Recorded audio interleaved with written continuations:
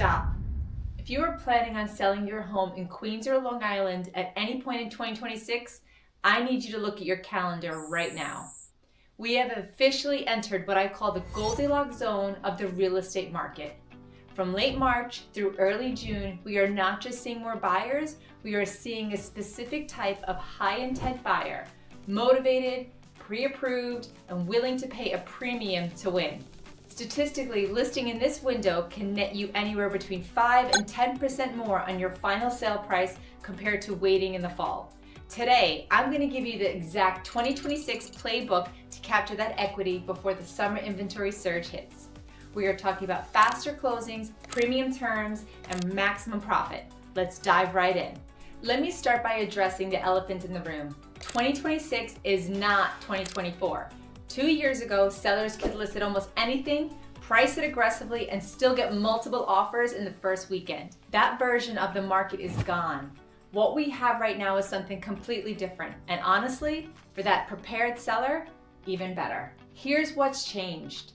Interest rates have stabilized. They are not where anyone wants them, but they've stopped moving up and down like a roller coaster, and buyers have adjusted their psychology. After 2 years of sitting on the sidelines waiting for rates to drop, rates that never drop, by the way, everyone had hoped for, buyers have made a decision. They're done waiting.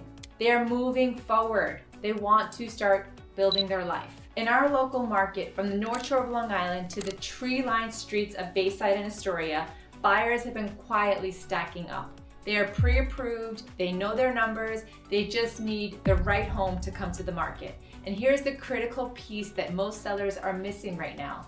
Inventory is projected to rise significantly this summer. More sellers will come to the market in June, July, and August because that is what sellers always do. They'll wait till the house is perfectly ready, the kids are out of school, the weather is nice, and suddenly everyone lists at the same time. If you're waiting to July, you are not selling in a hot market. You've missed the market.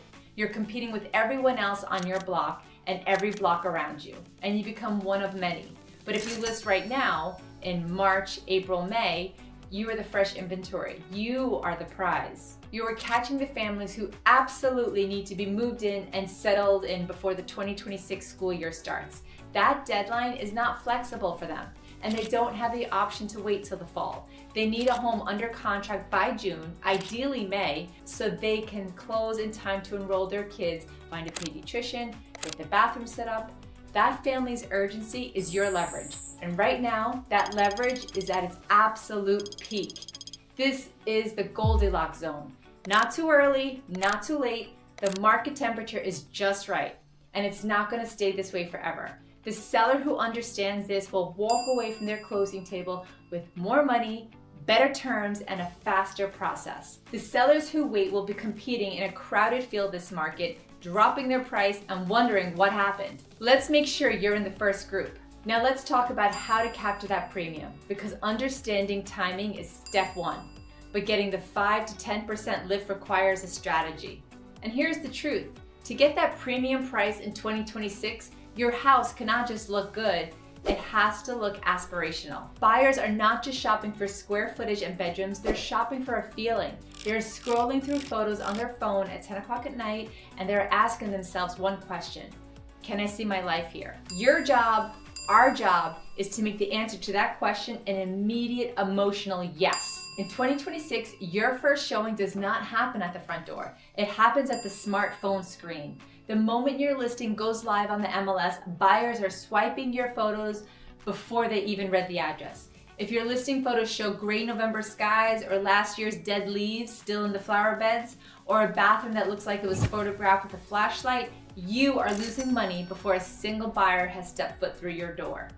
That's the market we're in 2026. So what we need are high resolution, professionally lit, drone-assisted photos that capture the spring bloom in New York. We are talking about the moment the cherry trees are pink, the lawn is green, and the house looks like it belongs on the cover of a real estate magazine.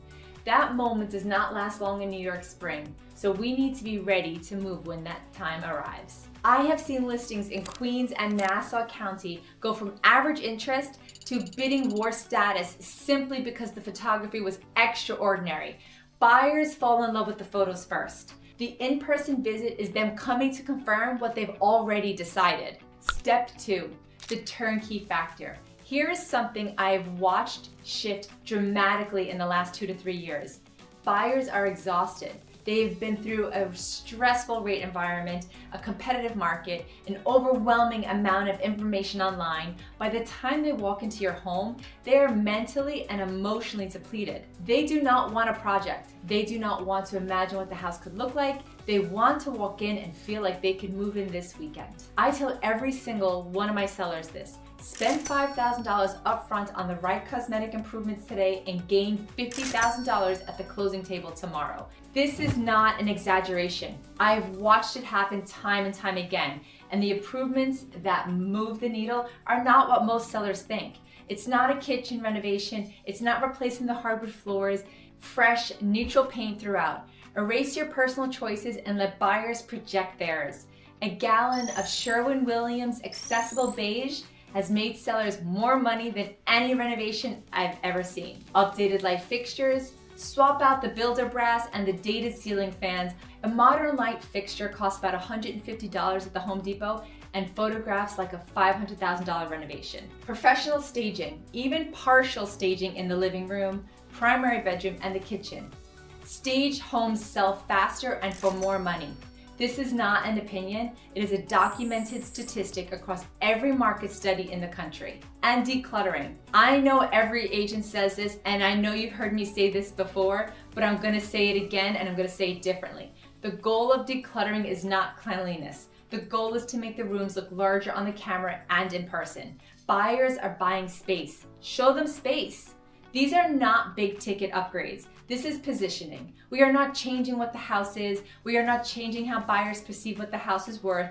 That perception gap between a home that looks average and a home that looks move-in ready is worth tens of thousands of dollars in this market. Let's not leave that money on the table. Now we get to the strategy that separates the sellers who walk away thrilled from the ones who leave money on the table. And it is counterintuitive enough that I want you to really pay attention here. This is where I see most sellers make a fatal mistake. They see a strong spring market, they hear that homes are selling over asking price, they get excited, rightfully so, and they push up their price, way up. They figure it's a hot market, let's swing for the fences. And then the home sits for 30 days, for 45 days, and suddenly it's stale. Here is the psychology of the buyer in 2026. The moment the house has been on the market for 3 or 4 weeks, buyers start asking, what's wrong with this house? It starts to take on a bit of a stale reputation, especially when they know houses could sell in a day or even in a week. They're not asking because anything's wrong. They're asking because human nature assumes that if something is desirable, somebody would have already bought it. A stale listing loses power. And once it's gone, you almost never get it back. The strategy that is working right now is what I call precision pricing. We do not overprice. We do not underprice. We price your home at, or in some cases, just slightly below the actual market value.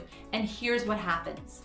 When buyers see a correctly priced home come to the market in April, they don't negotiate, they compete. And that's what you want. And when you have 40 people walking through your home on a Saturday in April, and I have seen this happen in Bayside, in Forest Hills, in Manhasset, in Syosset, you are not hosting a showing, you are hosting an auction. Every buyer in that room knows every other buyer is there, and they know there's a deadline for offers, and they know if they lowball, they'll lose. So they bring their best offer, and then the one above them brings a better one. And then suddenly you're not selling at market value, you're selling well above it. That is the mechanism. Precision pricing creates perceived scarcity. Perceived scarcity creates urgency. Urgency creates competition. Competition creates a premium. Sellers who overprice are trying to skip that mechanism, and they almost always end up selling for less than they would have gotten with the correct price on day one. Let me show you why this works with real data from our local market. In the Bayside data I pulled for 81 single-family homes in the past 12 months, the homes with the lowest days in the market, the ones that sold in under 21 days, were not the cheapest homes. They were not the most outdated homes. They were the homes that were priced right from day one. And nearly every single one of them closed at above or asking price. The homes that sat for 60, 80, 100 plus days, almost every one of those had a price reduction in their history. They because they started too high and then they chased the market down. And they ended up selling for less than they would have if they had just priced it on day one. I have seen this time and time again. Precision pricing is not leaving money on the table. It is the opposite. It's the strategy that puts the most money in your pocket at closing. And that is what we do. And that is why sellers who work with me in the spring window are gonna walk away very happy. Let me get specific now, because Queens and Long Island are not the same market, and the way we position your home has to match where you are. If you're in Queens, the buyer coming for your home in 2026 is almost always someone who's making a trade. They are trading the density of Brooklyn or Manhattan for space, but they're not willing to give up the city connection entirely. And they want the backyard and the subway, and they want a bedroom for the baby and the 35-minute commute to Manhattan. What wins with Queens buyers right now is the flex space narrative. The home office is no longer a luxury, it's a filter. Buyers are not eliminating homes that do not have a dedicated workspace. If your home has a finished basement, a bonus room, a converted garage space, a sunroom, that is not just extra square footage. That is a home office. That is a reason to pay more money for your home. We're also marketing the neighborhood story. Bayside buyers are not just buying a house, they're buying District 26 schools, they're buying Bell Boulevard, they're buying the Long Island Railroad to Penn Station. Astoria buyers are buying culture, walkability, and waterfront parks.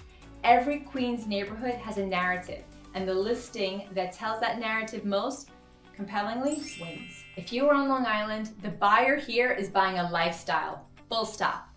They are picturing their kids in that backyard. They're imagining the school their children will go to in September. They're thinking about the neighbors they will invite to their first summer barbecue. The Long Island marketing playbook in 2026 is about making that emotional vision vivid before they even set foot inside. We lead with lifestyle photography, the backyard in the spring, the school district rankings displayed prominently, the commute time to the city, the downtown village, because whether it's Mineola, Huntington, or Garden City, buyers want to know that there's a place to walk to dinner on a Friday night. The 2026 buyer, whether they're coming to Queens or Long Island, is not just buying bricks and mortar. They are buying their next 10 years. Our job is to make sure that they fall completely in love with the idea of living in your home before they ever step foot through the front door.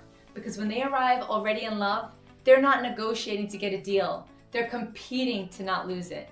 That's the difference between a good sale and a great one. The 2026 Spring Advantage is a limited time window, and it is closing a little more every single day. Late March, April, early May, that is the zone.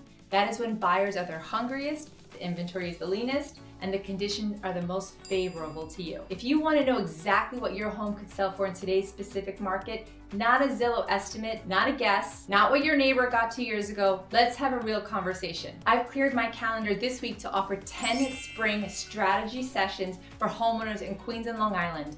We'll sit down virtually or in person, and I'll give you a custom valuation and a room-by-room maximum profit checklist. No pressure, no obligation, just the real data you need to make a confident decision in moving forward. Click the link in the description below to book your spot before they're gone, or send me a DM with just one word, spring. That's it, one word, and I'll personally reach out to you. You worked hard for the equity in your home. Let's make sure you walk away with every single dollar of it. I'll see you at the closing table.